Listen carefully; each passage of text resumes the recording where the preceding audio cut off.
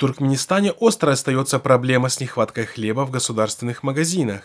В одном из дайханских объединений Гёкдепинского этрапа Ахалского вилаята субсидированный хлеб населению отпускают раз в 4 дня. Проблема дефицита хлеба сохраняется и в ашхабадских государственных магазинах.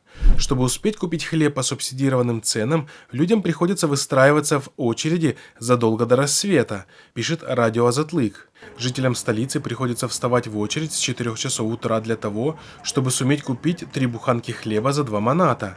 Проблемы с нехваткой хлеба в государственных магазинах Туркменистана начались несколько лет назад. Ситуация заметно ухудшилась во второй половине прошлого года. Власти регулярно сокращают квоту на субсидированный хлеб. Отметим, что в государственных магазинах Туркменистана, в зависимости от региона, каждому жителю отпускают по 2 или 3 буханки в день. Участников одна буханка или лепешка стоит от 5 до 10 манатов, тогда как субсидированный хлеб стоит 60 тенге. В силу ухудшающейся экономической ситуации и падающего уровня жизни, большинство населения страны стали зависимы от субсидированного хлеба.